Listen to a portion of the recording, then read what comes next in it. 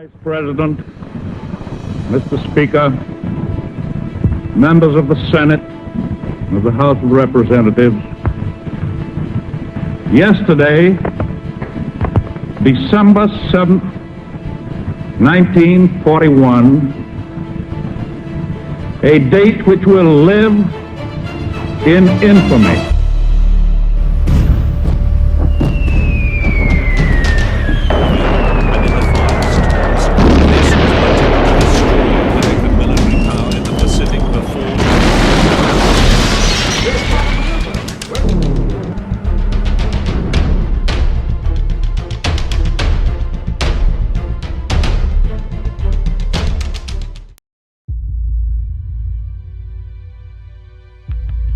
The United States of America was suddenly and deliberately attacked by naval and air forces of the Empire of Japan. After the Pearl Harbor bombing, anti-Japanese paranoia began to seize the hearts of Americans, and the U.S. became suspicious of the existence of Japanese spies inside the country.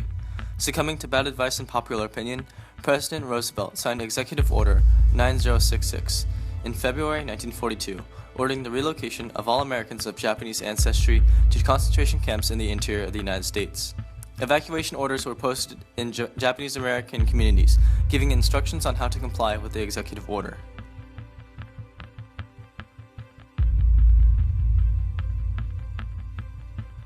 Japanese Americans were racially discriminated against through measures of propaganda due to the hatred against the Empire of Japan in World War II.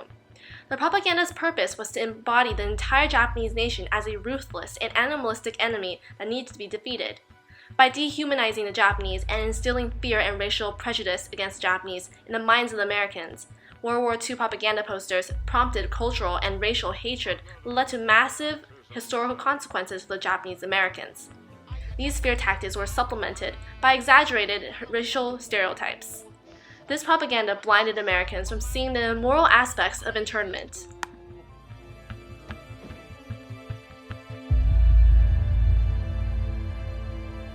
Roosevelt's order affected 117,000 people of Japanese descent, two-thirds of whom were native-born citizens of the United States. The Issei were the first generation of Japanese in this country, and the Nisei were the second generation, numbering 70,000 American citizens at the time of internment. Of course, there was some resistance to the executive order. In defiance of the order, one man, Fred Korematsu, an American-born citizen of Japanese descent, refused to leave his home in San Leandro, California. Duly convicted, he appealed, and in 1944, his case reached the Supreme Court. In Korematsu's case, the court accepted the U.S. military's argument that the loyalties of some Japanese Americans resided not with the United States, but with their ancestral country, and that because separating the disloyal from the loyal was a logistical impossibility, the internment order had to apply to all Japanese Americans within the restricted area. Balancing the country's stake in the war and national security against the suspect curtailment of the rights of a particular racial group, the court decided that the nation's security concerns outweighed the Constitution's promise of equal rights. Many families sold their homes, their stores, and most of their assets. They could not be certain their homes and livelihoods would still be there upon their return. Because of the mad rush to sell, properties and inventories were often sold at a fraction of their true value.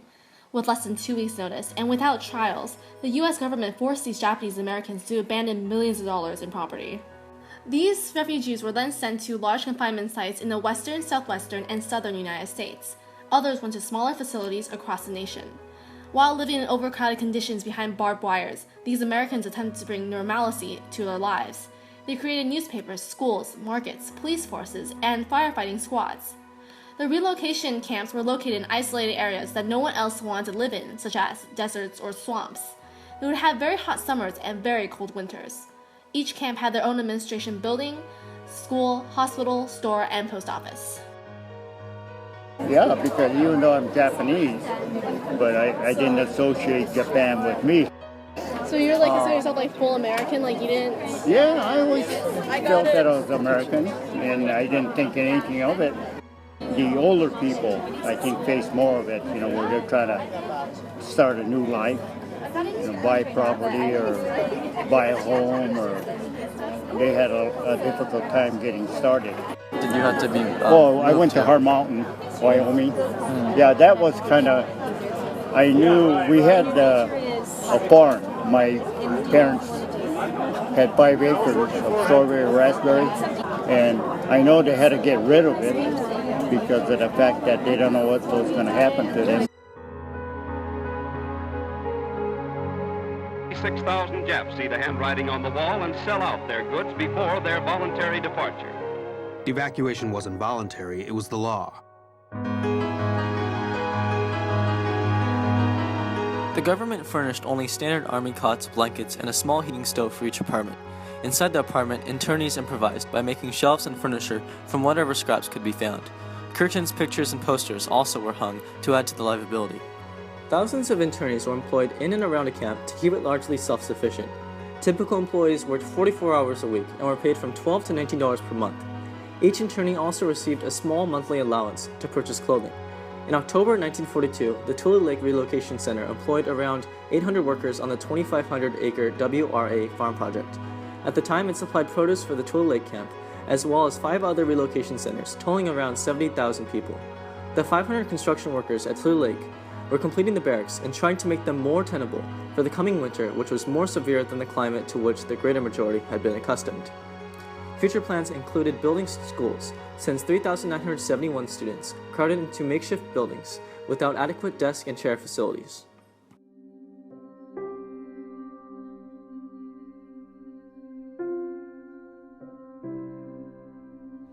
I saw pictures of the family, my older cousins when everybody was much younger.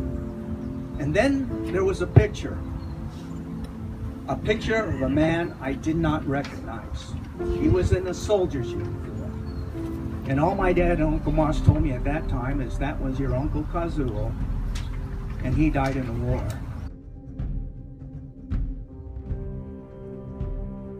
While their families were confined, more than 33,000 Japanese Americans played a major role in the war effort. Why did they serve the nation under these difficult circumstances? Well, many of them loved their country enough to risk their lives in combat. They considered themselves as American as anyone else. For others, it was a chance to prove their loyalty and the honor of their families. This they did as members of the famed 442nd Regimental Combat Team, fighting against the rugged Italian peninsula and across southern France. The 442nd Regimental Combat Team of the United States Army was the most decorated units in all of the United States Army history. They were composed entirely of American soldiers of Japanese ancestry who had fought in World War II, despite the fact that many of their family were subject to internment. Beginning in 1944, the regiment fought primarily in Europe during World War II, in particular Italy, southern France, and Germany. The 442nd Regiment was the most decorated unit for its size and length of service in the history of American warfare. The 4,000 men who initially came in April 1943 had to be replaced nearly 2.5 times. In total, around 14,000 men served, earning 9,486 Purple Hearts. It was Uncle Kaz's last stand. A few days later, on September 1st, they found his body. And his buddies recalled Uncle Kaz saying, "Not a single step back, never. You can't win by going backward." On September 11, 1944, the dreaded Western Union telegram arrived at the relocation camp in Arkansas.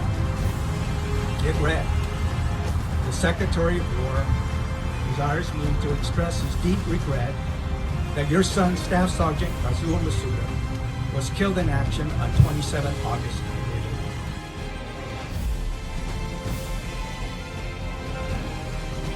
But the next battle was actually fought by my Aunt Mary. Aunt Mary returned to the farmhouse in what is now Fountain Valley to check up on it. And there she was met by some unfriendly former neighbors and bullied her not to return. Well, she didn't listen, and she returned in September of 1945.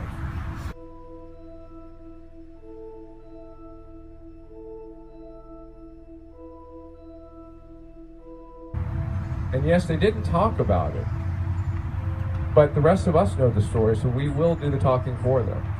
And we'll tell this story, and we'll teach America and the world what it's like to right a wrong.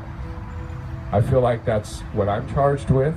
That's what every young person who is within range of this is charged with.